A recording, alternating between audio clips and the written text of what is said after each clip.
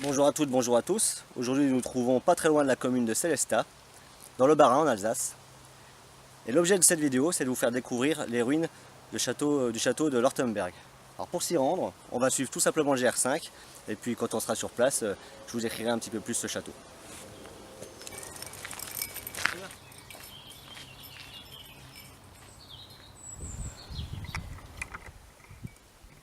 Alors, dès l'approche du château, on progresse carrément en étant dans un fossé taillé dans le granit, juste au pied du donjon. Nous sommes à l'intérieur du château de Lortemberg ou de Lortenbourg. Deux noms pour ce château, Lortembourg si on parle du massif sur lequel il est positionné, et Ortenberg si on parle de la famille à l'origine de sa construction.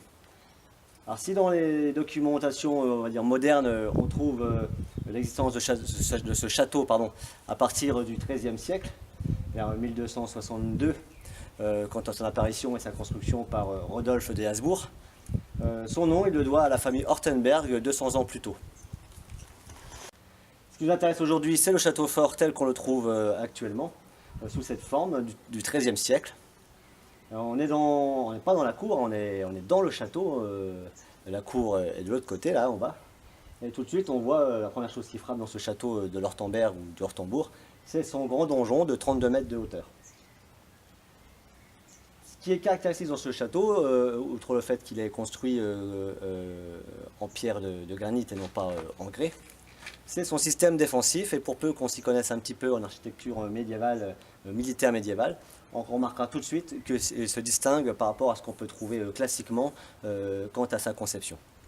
Alors plutôt que de vous l'expliquer comme ça sans bouger, on va faire le tour du château et je vais vous montrer quelques aspects de ces fortifications qui sont fortement donc inspirés d'un château voisin qui s'appelle le château du Bernstein.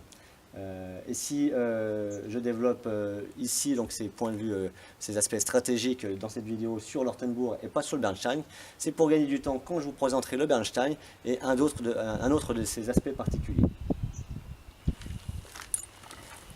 Ce qu'il y a de particulier dans ce château en ce qui concerne sa conception purement défensive militaire, c'est que son donjon ne va pas se trouver dans une position centrale en étant le dernier bastion à conquérir pour les attaquants, mais au contraire va se retrouver entre guillemets en première ligne, à une extrémité du château faisant face aux adversaires.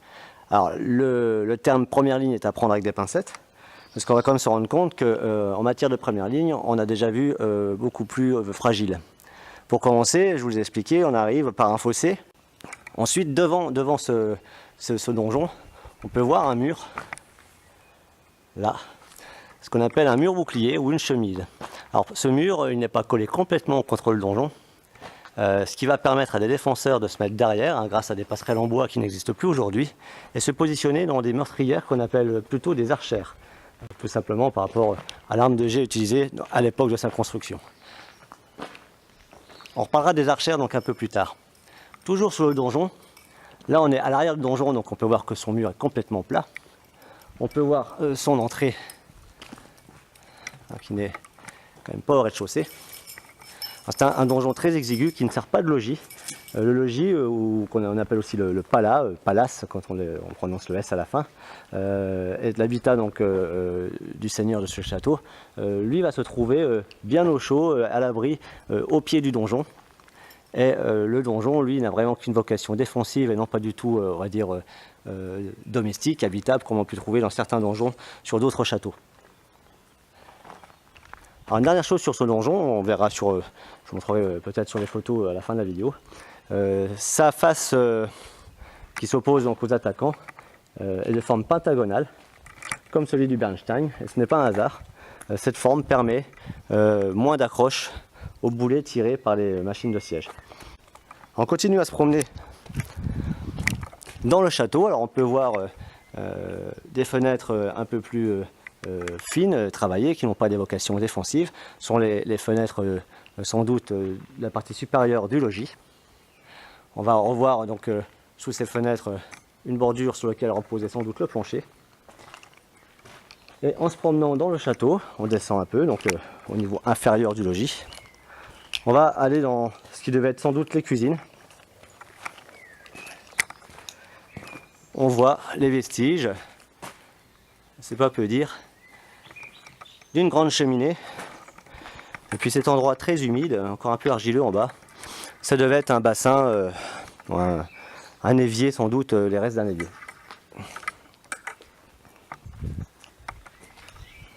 Là où je vous indiquais la présence d'un évier ancien, on peut voir donc sous cette fenêtre un trou d'évacuation, sans doute pour évacuer les eaux usées. On va voir que si je franchissais la barrière qui m'interdit l'accès au passage entre le mur de donjon et le mur chemise, on verrait donc une succession d'archères, alors qui vont permettre, ces archères, à un défenseur de se tenir debout avec son arc ou son arbalète par la suite, et puis d'avoir plusieurs angles de tir en étant exposé le moins possible. Une petite vue impressionnante, hein, du bas vers le haut. On va quand même se sentir pas mal en sécurité à l'intérieur de ces murs. Alors pourquoi construire un château ici? Il me semble que la réponse est plutôt évidente. Outre le fait qu'il offre un point de vue conséquent sur la plaine alsacienne et les menaces pouvant arriver de cette plaine, ce type de château, comme beaucoup de ses cousins dans le secteur, ferme l'accès aux vallées qui vont vers le massif vosgien. Depuis cette meurtrière, on voit très bien le château du Ramstein, érigé en 1293, pour bloquer l'accès à ce château du Hortenberg, dans le cadre d'un siège qui était parti pour s'éterniser. Donc là on est sur un conflit de succession impériale entre les Habsbourg et Adolphe de Nassau, qui dépêche un de ses hommes pour s'emparer du château donc, des Habsbourg, ici sur la montagne de l'Ortembourg. Alors au début c'est pas du tout bien engagé pour les assaillants. Le château est vraiment conçu pour être imprenable. Il a tiré donc tous les avantages du château dont il a inspiré le Bernstein. Et ces constructeurs par contre se sont bien gardés d'en récupérer les inconvénients. Donc les assaillants dans un premier temps se font repousser et les défenseurs se payent le luxe de plusieurs sorties qui repoussent les assaillants donc en contrebas dans la vallée. À partir de ce moment-là, il est décidé par les attaquants de construire ce petit château qui va assurer la protection des troupes attaquantes et qui leur garantit donc de ne pas être repoussé en bas à chaque fois. Le siège est donc bien posé, le verrou est verrouillé et les défenseurs de l'Ortembourg vont finir par se rendre. Ici nous sommes dans la partie basse du château, une cour plus basse. Alors quand même fortifié, hein, je suis entouré de murs très larges. Et depuis ici, on se rend un peu mieux compte des défenses extérieures du château. Alors on est à l'arrière du donjon, hein. On n'est pas sur le côté du donjon qui fait face à l'adversaire avec sa forme pentagonale. Mais on peut voir au-dessus, si vous montrez là, ces petits points là, vous voyez, ce sont des corbeaux, des pierres qui dépassent du mur, on appelle ça des corbeaux. Et ces corbeaux ont dû sans doute servir d'appui à la structure de ce qu'on appelle des ours, H-O-U-R-D-S. Alors les ours, ce sont ces passerelles en bois qui servent à la fois de chemin de ronde mais aussi de structure défensive, dans la mesure où leurs planchers sont munis de trappes qui permettent de balancer sur le groin des adversaires tout ce qui nous passe par la main, donc cailloux, flèches, enfin tout ce qui va bien, huile bouillante dans l'imaginaire. Au prix de l'huile, ça ne devait pas être balancé systématiquement non plus. Mais bon, des bons gros cailloux, ça devait bien suffire déjà à éclater les crânes. Donc ces ours aujourd'hui ont disparu, hein, le bois n'a même pas le temps de pourrir parce que le château a été incendié. Depuis ici, on voit bien la forme du donjon, protégé par son mur bouclier. La visite du château est terminée, je suis sûr qu'on pourrait encore parler des heures de ce château, de son histoire. Je ne suis pas entré dans les détails des querelles de famille, des propriétaires successifs. Juste à savoir que ce château, donc, qu'on date du XIIIe siècle, a vu sa fin de vie au XVIIe siècle, comme souvent ici détruit par les Suédois pendant la guerre de 30 ans.